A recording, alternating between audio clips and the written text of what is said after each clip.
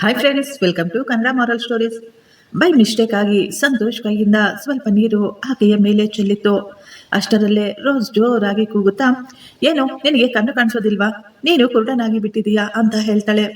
Sorry madam, ನಾನು ನಿಮ್ಮನ್ನು ಗಮನಿಸಲಿಲ್ಲ, ನಾನು ಇದನ್ನು ಒರೆಸಿಬಿಡ್ತೀನಿ ಎಂದು ಸಂತೋಷ್ ತುಂಬಾ ವಿನಮ್ರತೆಯಿಂದ ತನ್ನ ಜೇಬಿನಿಂದ ಒಂದು ಕರ್ಚೀಫ್ ತೆಗೆದು ಒರೆಸಲು ಮುಂದೆ ಬರ್ತಾನೆ. ಆಗ ರೋಸ್ ಹಿಂದೆ ಸರಿಯುತ್ತಾ ಅವನ ಕೈಯಲ್ಲಿದ್ದ ಕರ್ಚೀಫನ್ನು ಕೆಳಗೆ ಬಿಸಾಕ್ತಾಳೆ. ನಿನಗೆ ಎಷ್ಟೋ ಧೈರ್ಯ ನಿನ್ನ ಈ ಕರ್ಚೀಫನ್ನು ನನಗೆ ಕೊಡಲು? ನಿನಗೆ ಗೊತ್ತಾ ನಾನು ಯಾರು ಅಂತ? ಇಷ್ಟಕ್ಕೂ ನೀನು ಇಲ್ಲಿ ಏನ್ ಮಾಡ್ತಾ ಇದೀಯಾ? ಇದು ಶ್ರೀಮಂತರು ಬರುವಂತಹ ರಾಯಲ್ ಹೋಟೆಲ್. ಇದು ಬೀದಿ ಬಳಿ ಇರುವ ಸಣ್ಣ ಹೋಟ್ಲಲ್ಲ. ನಿನ್ನಂತವರು ಇಲ್ಲಿಗೆ ಬರಲು ಅಂತ ಹೇಳ್ತಾಳೆ. ಸಂತೋಷ್ ಶಾಂತವಾಗಿ ಆಕೆಯನ್ನೇ ನೋಡ್ತಾ ಇದ್ದ. ಸುತ್ತಲೂ ಇದ್ದ ಜನ ಅವರುಗಳನ್ನೇ ಗಮನಿಸ್ತಾ ಇದ್ರು.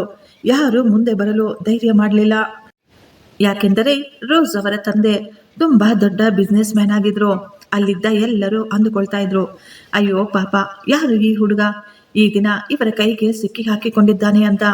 ಆದರೆ ಯಾರು ಅವನಿಗೆ ಸಹಾಯ ಮಾಡಲು ಮುಂದೆ ಬರಲಿಲ್ಲ. ಆಗ ಸಂತೋಷ್ ಹೇಳ್ತಾನೆ, ಮೇಡಮ್, ದಯವಿಟ್ಟು ನನ್ನನ್ನು ಕ್ಷಮಿಸಿ. ಮನುಷ್ಯರಿಂದಲೇ ತಾನೇ ತಪ್ಪುಗಳು ಆಗೋದು. ನನ್ನಿಂದ ಒಂದು ಸಣ್ಣ ಮಿಸ್ಟೇಕ್ ಆಗಿದೆ ಅಷ್ಟೇ ಎಂದು ಅವನು ಧೈರ್ಯವಾಗಿ ಮಾತಾಡ್ದ.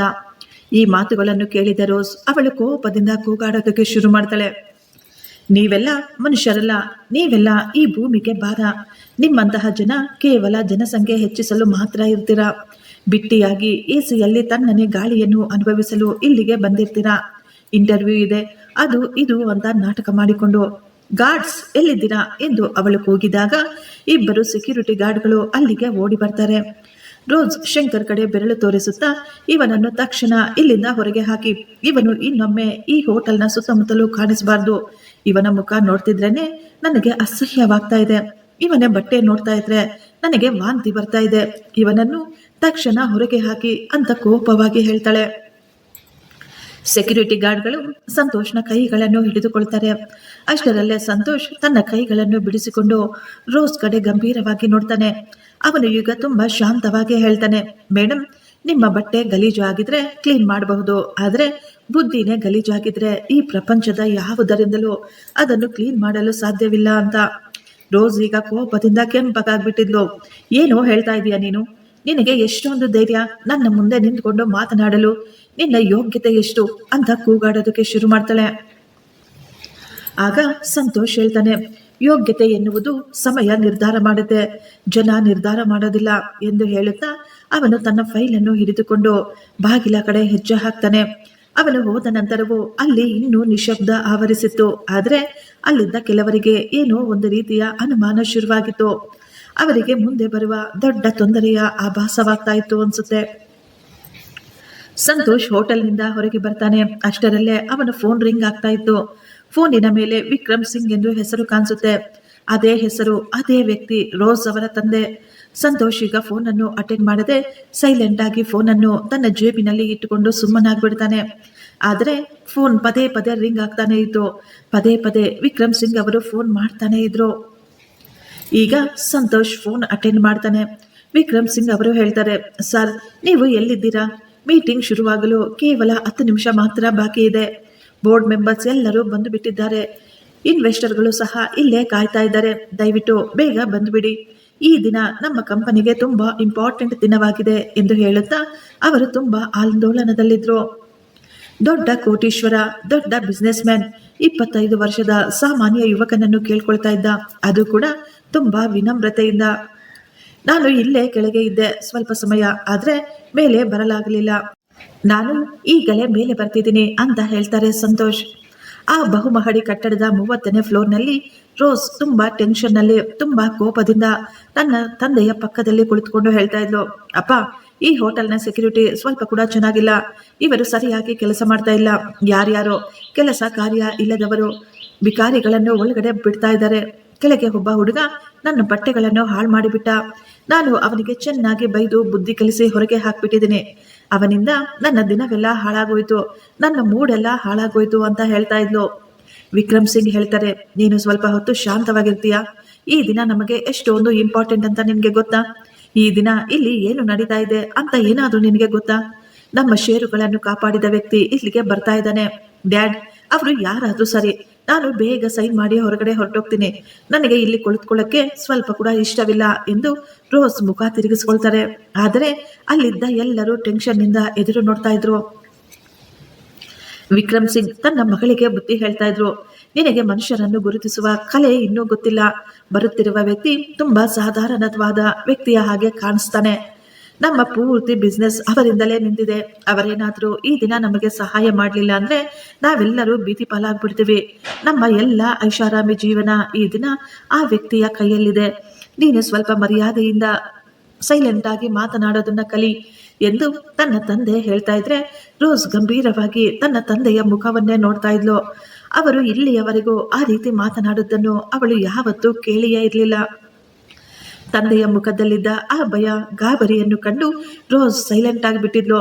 ಆದರೆ ಅವಳ ಅಹಂ ಇದನ್ನು ಒಪ್ಪಿಕೊಳ್ಳಲು ತಯಾರಿರಲಿಲ್ಲ. ನನ್ನ ತಂದೆಗಿಂತ ಯಾರೂ ಮುಖ್ಯವಲ್ಲ, ಯಾರೂ ದೊಡ್ಡವರಲ್ಲ, ಯಾರಿಗೂ ಅಷ್ಟೊಂದು ಶಕ್ತಿ ಇಲ್ಲ ಎಂದು ಅವಳು ಅಂದುಕೊಳ್ತಾ ಇದ್ಲು. ಅಷ್ಟರಲ್ಲೇ ಆ ರೂಮಿನ ಬಾಗಿಲು ಓಪನ್ ಆಯಿತು. ಆ ರೂಮಿನಲ್ಲಿ ಎಲ್ಲರೂ ಆತನಿಗಾಗಿ ಎದುರು ನೋಡ್ತಾ ಇದ್ರು. ರೋಸ್ ಈಗ ತನ್ನ ಕೋಪವನ್ನು ಪಕ್ಕಕ್ಕಿಟ್ಟು ಅವಳು ನಗುತ್ತಾ ಅವರನ್ನು ವೆಲ್ಕಮ್ ಮಾಡಲು ಮುಂದಾಗ್ತಾಳೆ. ಅಷ್ಟರಲ್ಲೇ ಆ ವ್ಯಕ್ತಿ ಬಾಗಿಲು ತೆಗೆದುಕೊಂಡು ಒಳಗೆ ಬರ್ತಾನೆ. ಅದೇ ಚೆಕ್ ಶರ್ಟ್, ಅದೇ ಧೂಳು ತುಂಬಿದ ಶೂಗಳು, ಅದೇ ಫೈಲನ್ನು ಹಿಡಿದುಕೊಂಡು ಶಾಂತವಾಗಿ ನಗುಮುಖದಿಂದ ಒಳಗೆ ಹೆಜ್ಜೆ ಇಟ್ಟಿದ್ದ ಸಂತೋಷ್ನನ್ನು ನೋಡಿ ರೋಸ್ ಶಾಕ್ ಆಗಿ ಹಾಗೆಯೇ ಕುಳಿತುಕೊಂಡ್ಬಿಟ್ಟಿದ್ಲು. ಅವಳ ಮುಖದ ಮೇಲೆ ಇದ್ದ ಸಂತೋಷ ಅದು ಈಗ ಮಾಯವಾಗ್ಬಿಟ್ಟಿತ್ತು. ಅವಳು ಬಿಟ್ಟ ಕಣ್ಣು ಬಿಟ್ಟಂತೆ ಅವನನ್ನೇ ನೋಡ್ತಾ ಇದ್ಲು. ಅವಳು ಈಗ ತನ್ನ ಚೇರ್ನಿಂದ ಮೇಲೆ ಎದ್ದು, ನೀನು ಇಲ್ಲಿ ಹೇಗೆ ಬಂದೆ? ಸೆಕ್ಯೂರಿಟಿ ಎಲ್ಲಿದ್ದೀರಾ? ಡ್ಯಾಡ್, ಇವನನ್ನೇ ನಾನು ಈಗ ತಾನೇ ಹೊರಗೆ ಹಾಕ್ಸಿದ್ದೆ, ಮತ್ತೆ ಬಂದ್ಬಿಟ್ಟಿದ್ದಾನೆ ಅಂತ ಹೇಳ್ತಾಳೆ. ವಿಕ್ರಮ್ ಸಿಂಗ್ ಕೋಪವಾಗಿ ತನ್ನ ಮಗಳನ್ನು ಗದರಿಸುತ್ತಾ, ರೋಸ್ ಬಾಯಿ ಮುಚ್ಕೊಂಡು ಸುಮ್ಮನೆ ಇರು ಅಂತ ಹೇಳ್ತಾರೆ. ರೋಸ್ ಗಾಬರಿಯಾಗಿ ತನ್ನ ತಂದೆಯನ್ನು ನೋಡ್ತಾ ಇದ್ಲು. ಡ್ಯಾಡ್, ನಿಮಗೆ ಅರ್ಥವಾಗ್ತಿಲ್ಲ. ಇವನು ಕೆಳಗೆ ನನ್ನ ಜೊತೆ ಎಂದು ಹೇಳ್ತಾ ಇರಬೇಕಾದ್ರೆ ಅವಳ ತಂದೆ ಎದ್ದು ನಿಂತ್ಕೊಳ್ತಾರೆ. ಅವರು ಮಾತ್ರವಲ್ಲ, ಅಲ್ಲಿದ್ದ ಎಲ್ಲರೂ ಸಹ ಎದ್ದು ನಿಂತ್ಕೊಂಡಿದ್ರು. ರೋಸ್ ಈಗ ಶಾಕ್ ಆಗ್ಬಿಟ್ಟಿದ್ಲು. ಇದೆಲ್ಲ ಏನು ನಡೀತಾ ಇದೆ? ಈ ಬಿಕಾರಿಯ ಮುಂದೆ ನನ್ನ ತಂದೆ ಮತ್ತು ಇವರೆಲ್ಲ ಯಾಕೆ ಎದ್ದು ನಿಂತಿದ್ದಾರೆ ಅಂತ ಅವಳಿಗೆ ಏನೂ ಅರ್ಥವಾಗಲಿಲ್ಲ. ಸಂತೋಷ್ ಸೈಲೆಂಟ್ ಆಗಿ ನಡೆದುಕೊಂಡು ಮುಂದೆ ಬಂದ. ಅವನು ರೋಸ್ನ ಮುಖವನ್ನು ಸಹ ನೋಡಲಿಲ್ಲ. ವೆಲ್ಕಮ್ ಸಂತೋಷ್ ಸರ್, ಬನ್ನಿ, ನಾವು ನಿಮಗಾಗಿಯೇ ತುಂಬಾ ಸಮಯದಿಂದ ಕಾಯ್ತಾ ಇದ್ದೀವಿ ಅಂತ ಹೇಳ್ತಾರೆ ವಿಕ್ರಮ್ ಸಿಂಗ್. ರೋಸ್ ಇದೆಲ್ಲವನ್ನು ನೋಡಿ ಶಾಕ್ನಿಂದಲೇ ಇದ್ಲು. ಅವಳಿಗೆ ಇದೆಲ್ಲವೂ ನಂಬಲು ಅಸಾಧ್ಯವಾಗಿತ್ತು. ಈಗ ತಾನೇ ನಾನು ಇವನನ್ನು ಭಿಕ್ಷುಕ ಎಂದುಕೊಂಡು ಹೊರಗೆ ಹಾಕಿಸಿದ್ದೆ. ಇವನ ಮುಂದೆ ನನ್ನ ತಂದೆ ಕೈ ಜೋಡಿಸಿ ನಿಂತಿದ್ದಾರೆ ಎಂದು ಅವಳು ಹಾಗೆಯೇ ನೋಡ್ತಾ ನಿಂತ್ಕೊಂಡಿದ್ಲು. ಸಂತೋಷ್ ಈಗ ತನ್ನ ಚೇರಿನಲ್ಲಿ ಕುಳಿತುಕೊಂಡ. ಎಲ್ಲರೂ ಅವನಿಗೆ ನಮಸ್ಕಾರ ಹೇಳಿ ಅವರವರ ಸೀಟ್ನಲ್ಲಿ ಕುಳಿತುಕೊಳ್ತಾರೆ. ಆದರೆ ರೋಸ್ ಮಾತ್ರ ಶಾಕ್ ಹೊಡೆದವಳ ಹಾಗೆಯೇ ನಿಂತುಕೊಂಡು ನೋಡ್ತಾ ಇದ್ಲು. ಅವಳ ಕಣ್ಣುಗಳು ಕೇವಲ ಅವನ ಶೂ ಮೇಲೆಯೇ ನಿಂತಿತ್ತು. ಆಗಲೇ ವಿಕ್ರಮ್ ಸಿಂಗ್ ಅವರು ಎದ್ದು ಆತನನ್ನು ಪರಿಚಯಿಸ್ತಾರೆ. The business empire founder, the great Santosh Sundaramurthy. ಈ ಹೆಸರನ್ನು ಕೇಳಿ ಅವಳು ಶಾಕ್ ಆಗ್ಬಿಟ್ಟಿದ್ಲು. ಯಾಕೆಂದ್ರೆ ಈ ಹೆಸರು ಅವಳಿಗೆ ಪರಿಚಿತವಾದ ಹೆಸರೇ ಆಗಿತ್ತು. ಆ ಹೆಸರನ್ನು ಇದಕ್ಕೆ ಮೊದಲು ಕೂಡ ನ್ಯೂಸ್ನಲ್ಲಿ ಎಷ್ಟೋ ಬಾರಿ ಓದಿದ್ಲು. ಅವಳು ಅಂದುಕೊಂಡಿದ್ಲು ಆ ವ್ಯಕ್ತಿ ತುಂಬಾ ವಯಸ್ಸಾದ ವ್ಯಕ್ತಿಯಾಗಿರ್ಬೇಕು ಅಂತ. ಅವಳು ಊಹೆ ಕೂಡ ಮಾಡಿರಲಿಲ್ಲ ಆ ವ್ಯಕ್ತಿ ಇವನು ಹೀಗಿರ್ತಾನೆ ಅಂತ. ಸಂತೋಷ್ ಅವರು ಈಗ ತಮ್ಮ ಫೈಲನ್ನು ಓಪನ್ ಮಾಡಿ ಒಂದು ಪೇಪರನ್ನು ಅವರ ಮುಂದೆ ಇಡ್ತಾರೆ. ಅದನ್ನು ನೋಡಿ ರೋಸ್ ಶಾಕ್ ಆಗಿದ್ಲು. ಇದು ಏನು ಎಂದು ಅವಳ ಬಾಯಿಂದ ಆ ಮಾತು ಹೊರಬಂದಿತ್ತು. ಇದು ನಿಮ್ಮ ಕಂಪನಿಯ ಬ್ಯಾಲೆನ್ಸ್ ಶೀಟ್. ಇದರಲ್ಲಿ ನೀಟಾಗಿ ಗೊತ್ತಾಗುತ್ತೆ ನೀವು ನಿಮ್ಮ ವರ್ಕರ್ಸ್ ಅನ್ನು ಹೇಗೆ ನಡೆಸ್ಕೊಳ್ತಾ ಇದ್ದೀರಾ, ಅವರಿಗೆ ಹೇಗೆ ಸಂಬಳ ಕೊಡ್ತಾ ಇದ್ದೀರಾ. ನಿಮ್ಮ ಮ್ಯಾನೇಜ್ಮೆಂಟ್ನ ಅಹಂಕಾರ ಸಹ ಇದರಲ್ಲಿ ಕ್ಲಿಯರ್ ಆಗಿ ಕಾಣಿಸ್ತಾ ಇದೆ. ಅಷ್ಟರಲ್ಲೇ ವಿಕ್ರಮ್ ಸಿಂಗ್ ಅವರು ಎದ್ದು ನಿಂತು ಹೇಳ್ತಾರೆ, ಸರ್, ಇವೆಲ್ಲ ಸಣ್ಣ ಪುಟ್ಟ ತೊಂದರೆಗಳು, ನಾವು ಇವುಗಳನ್ನು ಸರಿಪಡಿಸ್ಕೊಳ್ತೀವಿ ಅಂತ. ಸಂತೋಷ್ ಹೇಳ್ತಾರೆ, ಏನು, ಇವೆಲ್ಲ ಕೇವಲ ಸಣ್ಣ ಪುಟ್ಟ ತೊಂದರೆಗಳ? ಮನುಷ್ಯನನ್ನು ಲೆಕ್ಕಕ್ಕೆ ತೆಗೆದುಕೊಳ್ಳದೆ ಇರೋದು, ಅವರನ್ನು ಹುಳುಗಳ ರೀತಿ ನೋಡೋದು, ಅವರ ಬಡತನದ ಬಗ್ಗೆ ಅವಹೇಳನ ಮಾಡೋದು, ಇವೆಲ್ಲ ಸಣ್ಣ ಸಣ್ಣ ಸಮಸ್ಯೆಗಳ? ಒಂದು ಕಂಪನಿಯ ಭವಿಷ್ಯತ್ತು ಆ ಕಂಪನಿಯಲ್ಲಿ ಕೆಲಸ ಮಾಡುವ ವ್ಯಕ್ತಿಯಿಂದಲ್ಲ, ಆ ಕಂಪನಿಯ ಯಜಮಾನ ತಮ್ಮ ಕೈ ಕೆಳಗೆ ಕೆಲಸ ಮಾಡುವವರನ್ನು ಹೇಗೆ ನೋಡಿಕೊಳ್ತಾನೆ ಎನ್ನುವುದರ ಮೇಲೆ ಅವಲಂಬಿತವಾಗಿರುತ್ತೆ. ನಾನೊಬ್ಬ ರೈತನ ಮಗ.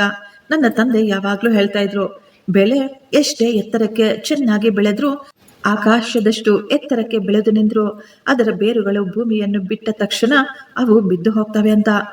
ರೋಸ್ ಈಗ ಕೂಡ ಅನುಮಾನದಲ್ಲೇ ಕುಳಿತುಕೊಂಡಿದ್ಲು. ಅವಳು ಈಗ ಕೋಪವಾಗಿ ಹೇಳ್ತಾಳೆ, ನೀನು ನನ್ನನ್ನು ಅವಮಾನಿಸಲು ಇಲ್ಲಿಗೆ ಬಂದಿದ್ದೀಯಾ? ನೀನು ನಮ್ಮ ಕಂಪನಿಯನ್ನೇನು ಕೊಂಡುಕೊಂಡಿಲ್ಲ. ನಿನ್ನ ಮಾತುಗಳನ್ನು ನಾವು ಕೇಳಲು. ಹೌದು, ನಾನು ನಿಮ್ಮ ಕಂಪನಿ ಕೊಂಡುಕೊಂಡಿಲ್ಲ, ಆದರೆ ನಿಮ್ಮ ಕಂಪನಿಯನ್ನು ಉಳಿಸಿಕೊಟ್ಟಿದ್ದೀನಿ. ಆದರೆ ನನಗೆ ಈಗ ಅನ್ನಿಸ್ತಾ ಇದೆ ನಾನು ಎಷ್ಟು ದೊಡ್ಡ ತಪ್ಪು ಮಾಡಿದ್ದೀನಿ ಅಂತ. ಅಷ್ಟರಲ್ಲೇ ವಿಕ್ರಮ್ ಸಿಂಗ್ ಅವರು ಜೋರಾಗಿ ಕಿರುಚುತ್ತಾರೆ. ರೋಸ್, ಬಾಯ್ ಮುಚ್ಕೊಂಡು ಸುಮ್ಮನೆ ಇರು ನೀನು. ಸಂತೋಷ್ ಹೇಳ್ದ, ವಿಕ್ರಮ್ ಸರ್, ನಾನು ನನ್ನ ಇನ್ವೆಸ್ಟ್ಮೆಂಟ್ ಅನ್ನು ವಾಪಸ್ ತಗೊಳ್ತಾ ಇದ್ದೀನಿ ಅಂತ. ಆ ಮಾತುಗಳನ್ನು ಕೇಳಿದ ತಕ್ಷಣ ಅಲ್ಲಿದ್ದ ಎಲ್ಲರಿಗೂ ಸಿಡಿಲು ಬಡಿದ ಹಾಗಾಗೋಯ್ತು. ಅವರೆಲ್ಲ ಒಬ್ಬರ ಮುಖವನ್ನು ಒಬ್ಬರು ನೋಡ್ಕೊಳ್ತಾ ಇದ್ರು. ಎಲ್ಲರ ಮುಖಗಳು ಬಿಳಿಚಿಕೊಂಡಿದ್ವು. ಇಲ್ಲ ಸರ್, ಇಲ್ಲ ಇಲ್ಲ, ನೀವು ಆ ರೀತಿ ಮಾಡಲು ಸಾಧ್ಯವಿಲ್ಲ.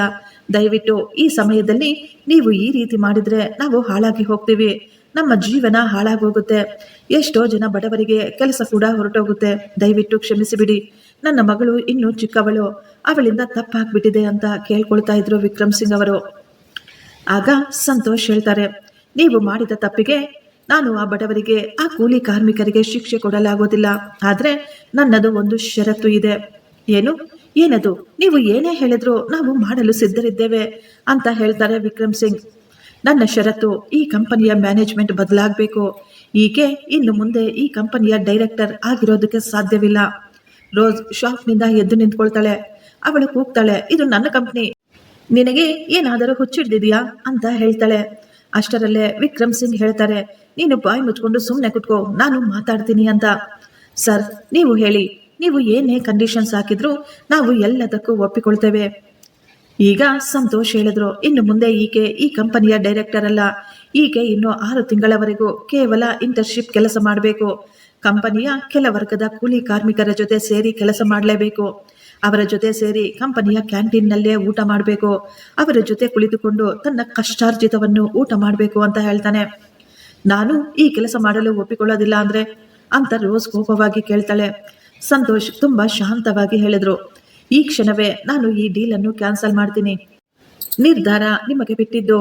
50,000 ಕೋಟಿ ರೂಪಾಯಿಯ ಈ ಡೀಲ್ ಬೇಕಾ, ಅಥವಾ ನಿಮ್ಮ ಮುದ್ದಿನ ಮಗಳ ಅಹಂಕಾರನ? ರೋಸ್ಗೆ ಪೂರ್ತಿ ನಂಬಿಕೆ ಇತ್ತು. ನನ್ನ ತಂದೆ ಯಾವತ್ತಿಗೂ ಈ ಷರತ್ಗೆ ಒಪ್ಪಿಕೊಳ್ಳೋದಿಲ್ಲ. ನನ್ನ ತಂದೆಗೆ ನಾನಂದ್ರೆ ಪಂಚಪ್ರಾಣ. ಅವರು ಯಾವತ್ತೂ ನನ್ನನ್ನು ಈ ರೀತಿಯ ಇಕ್ಕಟ್ಟಿಗೆ ಸಿಕ್ಸೋದಿಲ್ಲ. ಆ ಕೂಲಿ ಕಾರ್ಮಿಕರ ಜೊತೆಗಿರಲು ಒಪ್ಪಿಕೊಳ್ಳೋದಿಲ್ಲ ಎಂದು ಅವಳು ಧೈರ್ಯವಾಗಿದ್ಲು. ಆದರೆ ಆ ತಂದೆ ನಿರ್ಧಾರವನ್ನು ತೆಗೆದುಕೊಂಡು ಬಿಟ್ಟಿದ್ರು. ರೋಸ್, ನಾಳೆ ಬೆಳಿಗ್ಗೆ 9 ಗಂಟೆಗೆಲ್ಲ ನೀನು HR ಡಿಪಾರ್ಟ್ಮೆಂಟ್ನಲ್ಲಿ ಎಂಟ್ರಿ ಮಾಡಬೇಕು. ನಿನ್ನ ಹೊಸ ಪೋಸ್ಟಿಂಗ್ ವೇರ್ ಹೌಸ್ನಲ್ಲಿ ಅಂತ ಹೇಳ್ತಾರೆ ವಿಕ್ರಮ್ ಸಿಂಗ್. ಡ್ಯಾಡ್, ನೀವು ಈ ರೀತಿ ಮಾಡಲು ಸಾಧ್ಯವಿಲ್ಲ. ನಾನು ನಿಮ್ಮ ಮಗಳು ವೇರ್ ಹೌಸ್ನಲ್ಲಿ ಅಂತ ಜನಗಳ ಮಧ್ಯೆ, ಆ ಬೆವರಿನ ವಾಸನೆಯ ಮಧ್ಯೆ. ಇಂಪಾಸಿಬಲ್. ಆಗಲೇ ನಿನಗೆ ಬುದ್ಧಿ ಬರುತ್ತೆ. ಯಾರ ಜೊತೆ ಹೇಗೆ ಮಾತನಾಡಬೇಕು ಅಂತ ನಿನಗೆ ಗೊತ್ತಾಗುತ್ತೆ ಅಂತ ಹೇಳ್ತಾರೆ ವಿಕ್ರಮ್ ಸಿಂಗ್ ಅವರು. ತಂದೆಯ ಈ ಮಾತು ಕೇಳಿ ರೋಸ್ ಅಲ್ಲೇ ಕುಸಿದು ಬೀಳ್ತಾಳೆ. ಅವಳ ಅಹಂ, ಅವಳ ದೌಲತ್ತು ಎಲ್ಲವೂ ಪುಡಿ ಪುಡಿಯಾಗಿತ್ತು. ಸಂತೋಷ್ ಅವರು ಹೇಳ್ತಾರೆ, ಮಿಸ್ ರೋಸ್, ನಾಳೆ ಬೆಳಿಗ್ಗೆ 9 ಗಂಟೆಗೆ ನೀವು ಅಲ್ಲಿರ್ತೀರಾ ಅಂತ ನಾನು ಭಾವಿಸ್ತಾ ಇದ್ದೀನಿ. ಅಲ್ಲಿ ನೀವು ಒಬ್ಬ ಮನುಷ್ಯಲಾಗಿ ಬರಬೇಕು, ಮೇಡಮ್ ಆಗಿ ಅಲ್ಲ ಎಂದು ಹೇಳುತ್ತಾ ಆತ ಅಲ್ಲಿಂದ ಎದ್ದು ಸೈಲೆಂಟ್ ಆಗಿ ಹೊರಟು ಹೋಗ್ತಾನೆ. ಈ 6 ತಿಂಗಳು ಸುಡು ಬಿಸಿಲಿನಲ್ಲಿ, ಆ ಶೆಡ್ನಲ್ಲಿ, ಆ ಕಷ್ಟ, ಆ ಬೆವರು, ಯಾವಾಗಲೂ AC ರೂಮ್ನಲ್ಲಿ ಕುಳಿತು ಹಾಯಾಗಿ ತಣ್ಣನೆಯ ಗಾಳಿಯಲ್ಲಿ ಮೇಕಪ್ ಮಾಡಿಕೊಂಡು ಡಿಸೈನ್ ಬಟ್ಟೆಗಳನ್ನು ಹಾಕಿಕೊಳ್ತಾ ಇದ್ದ ರೋಸ್ ಈಗ ಒಬ್ಬ ಕೂಲಿ ಕಾರ್ಮಿಕಳಾಗಿ ಕೆಲಸ ಮಾಡ್ತಾ ಇದ್ಲು. ಆಗಲೇ ಊಟದ ಸಮಯವಾಗಿತ್ತು. ವೇರ್ ಹೌಸ್ನಲ್ಲಿ ಕೆಲಸ ಮಾಡುತ್ತಿದ್ದ ವಯಸ್ಸಾದ ರಂಗಪ್ಪ ರೋಸ್ ಪಕ್ಕದಲ್ಲಿ ಬಂದು ಕುಳಿತುಕೊಳ್ತಾರೆ. ಅವರು ತಮ್ಮ ಬಾಕ್ಸ್ನಿಂದ ಊಟವನ್ನು ಆಕೆಗೆ ತೋರಿಸಿ, ನೀವು ಕೂಡ ಇದನ್ನು ಶೇರ್ ಮಾಡ್ಕೊಳ್ತೀರಾ ಅಂತ ಸಂಕೋಚದಿಂದಲೇ ಕೇಳ್ತಾರೆ. ಅಮ್ಮ, ಇದು ನನ್ನ ಮನೆಯಲ್ಲಿ ಮಾಡಿದ್ದು. ನನ್ನ ಆಕೆ ತುಂಬಾ ಚೆನ್ನಾಗಿ ಅಡುಗೆ ಮಾಡ್ತಾಳೆ ಅಂತ ಹೇಳ್ತಾರೆ. ರೋಸ್, ಥ್ಯಾಂಕ್ಸ್ ಅಂಕಲ್ ಎಂದು ಹೇಳುತ್ತಾ ಅವರ ಟಿಫಿನ್ನಿಂದ ಸ್ವಲ್ಪ ಊಟವನ್ನು ತಗೊಳ್ತಾಳೆ. ಜೀವನದಲ್ಲಿ ಮೊಟ್ಟ ಮೊದಲ ಬಾರಿ ರೋಸ್ ಯಾರಿಗೋ ಧನ್ಯವಾದವನ್ನು ಹೇಳಿದ್ಲು. ಆ ಬಡವರ ಊಟ ಅವಳಿಗೆ ತುಂಬಾ ಸ್ವಾದಿಷ್ಟ ಅನ್ನಿಸ್ತಾ ಇತ್ತು. ಮಾರನೆಯ ದಿನ ಅದೇ AC ರೂಮ್, ಅದೇ ಜನ, ಅದೇ ಐಷಾರಾಮಿ ಜೀವನ. ಆದರೆ ರೋಸ್ ತುಂಬಾ ಬೇಜಾರಾಗಿ ಒಂದು ಮೂಲೆಯಲ್ಲಿ ಕುಳಿತುಕೊಂಡಿದ್ಲು. ಅವಳು ತುಂಬಾ ಸಿಂಪಲ್ ಆದ ಬಟ್ಟೆಗಳನ್ನು ಧರಿಸಿದ್ಲು. ಈಗ ವಿಕ್ರಮ್ ಸಿಂಗ್ ಎದ್ದು ನಿಂತು ಹೇಳ್ತಾರೆ, ಈ ಕೆಲವು ವರ್ಷಗಳಲ್ಲಿ ನಮ್ಮ ಕಂಪನಿ ತುಂಬಾ ಏರುಪೇರು ಕಂಡಿದೆ. ನನಗೀಗ ವಯಸ್ಸಾಗ್ಬಿಟ್ಟಿದೆ. ನನ್ನಿಂದ ಈ ಕಂಪನಿಯನ್ನು ಅಷ್ಟೊಂದು ಚೆನ್ನಾಗಿ ಮುಂದುವರಿಸಲಾಗ್ತಾ ಇಲ್ಲ. ಆದ್ದರಿಂದ ನಾನು ಈ ದಿನವೇ ರಾಜೀನಾಮೆ ಕೊಡ್ತಾ ಇದ್ದೀನಿ. ನನ್ನ ಓಟು ಸಂತೋಷ್ ಸುಂದರಮೂರ್ತಿ ಅವರಿಗೆ ಎಂದು ಹೇಳಿದಾಗ ಆ ರೂಮಿನಲ್ಲಿ ಚಪ್ಪಾಳೆಯ ಸದ್ದು ಜೋರಾಗಿ ಕೇಳಿಸ್ತಾ ಇತ್ತು. ರೋಸ್ ಕುಳಿತಲ್ಲಿಯೇ ಶಾಕ್ ಆಗಿ ಹಾಗೆ ಕುಳಿತಿದ್ಲು. ಅವಳ ಕಂಪನಿ, ಅವಳ ಜೀವನ, ಅವಳ ಸಂಪತ್ತು ಎಲ್ಲವೂ ಒಂದೇ ಕ್ಷಣದಲ್ಲಿ ಕೈಜಾರಿತು. ಅವಳು ಇದನ್ನು ನಿರೀಕ್ಷಿಸಿರ್ಲಿಲ್ಲ. ಅವಳು ತನ್ನ ತಂದೆಯನ್ನೇ ನೋಡ್ತಾ ಇದ್ಲು. ಡ್ಯಾಡ್, ನಾನು ವಿಕ್ರಮ್ ಸಿಂಗ್ ಅವರು ತಮ್ಮ ಮಗಳ ಹತ್ತಿರ ಬರ್ತಾರೆ. ಅವರ ಕಣ್ಣುಗಳಲ್ಲಿ ದುಃಖ ತುಂಬಿತ್ತು. ಆದರೆ ಅವರು ನಿರ್ಧಾರ ಮಾಡಿದ್ರು. ಅವರು ಎಲ್ಲರ ಮುಂದೆ ಹೇಳ್ತಾರೆ, ರೋಸ್, ತಂದೆಯ ಕಡೆಯಿಂದ ಸಂಪತ್ತು ಸಿಗುತ್ತೆ, ಆದರೆ ಯೋಗ್ಯತೆಯನ್ನು ಅವರೇ ಸಂಪಾದಿಸಬೇಕಾಗುತ್ತೆ. ನೀನು 6 ತಿಂಗಳು ತುಂಬಾ ಕಷ್ಟಪಟ್ಟಿದ್ದೀಯಾ, ಆದರೆ ಈ ಕಂಪನಿಯನ್ನು ನಡೆಸಲು ನೀನು ಇನ್ನೂ ತಯಾರಿಲ್ಲ. ಇವರು ಶೂನ್ಯದಿಂದ ಶುರು ಮಾಡಿ ಇಷ್ಟು ದೊಡ್ಡ ಸಾಮ್ರಾಜ್ಯ ಕಟ್ಟಿದ್ದಾರೆ. ಅವರಿಗೆ ಚೆನ್ನಾಗಿ ಗೊತ್ತು ಬೀಳುವುದರಿಂದ ಎಷ್ಟು ನೋವಾಗುತ್ತೆ, ಬೀಳೋದು ಅಂದ್ರೆ ಏನು ಅಂತ. ಆದ್ದರಿಂದಲೇ ಅವರು ಯಾವತ್ತೂ ಬೀಳೋದಿಲ್ಲ, ಯಾರನ್ನು ಕೂಡ ಬೀಳಲು ಬಿಡೋದಿಲ್ಲ. ರೋಸ್ ಕಣ್ಣುಗಳಲ್ಲಿ ನೀರು ತುಂಬಿತು. ಅವಳು ತುಂಬಾ ಪಶ್ಚಾತ್ತಾಪ ಪಡ್ತಾ ಇದ್ಲು. ಅವಳಿಗೀಗ ಅರ್ಥವಾಗಿತ್ತು ಸಂತೋಷ್ ಆ ದಿನ ಏನು ಹೇಳ್ದ ಅಂತ. ಯೋಗ್ಯತೆ ಯಾರು ಕೊಡೋದಲ್ಲ, ಅದು ಸಮಯವೇ ಕೊಡುತ್ತೆ ಅಂತ. ಈ ದಿನ ಆ ಸಮಯ ಅವಳಿಗೆ ಚೆನ್ನಾಗಿ ಪಾಠ ಹೇಳಿತು. ಕೇವಲ ಅಪ್ಪನ ಹೆಸರಿನಿಂದ ಯಾರು ದೊಡ್ಡವರಾಗೋದಿಲ್ಲ ಅಂತ. ಸಂತೋಷ್ ಈಗ ತನ್ನ ಚೇರಿನಿಂದ ಎದ್ದು ರೋಸ್ ಹತ್ತಿರ ಬಂದು, ಮಿಸ್ ರೋಸ್, ಈ ಕಂಪನಿಯ ಸಿಇಒ ನಾನೇ, ಆದ್ರೆ ಇಂದಿನಿಂದ ಈ ಕಂಪನಿ ನಿಮ್ಮದು ಕೂಡ. ವೇರ್ ಹೌಸ್ನಲ್ಲಿ ಎಲ್ಲರೂ ನಿಮ್ಮನ್ನು ತುಂಬಾ ಮೆಚ್ಚಿಕೊಂಡಿದ್ದಾರೆ. ಅವರೆಲ್ಲ ಹೇಳ್ತಾ ಇದ್ರು, ಮೇಡಮ್ ತುಂಬಾ ಒಳ್ಳೆಯವರು, ತುಂಬಾ ಕಷ್ಟಪಡ್ತಾರೆ, ಎಲ್ಲರಿಗೂ ತುಂಬಾ ಗೌರವ ಕೊಡ್ತಾರೆ ಅಂತ.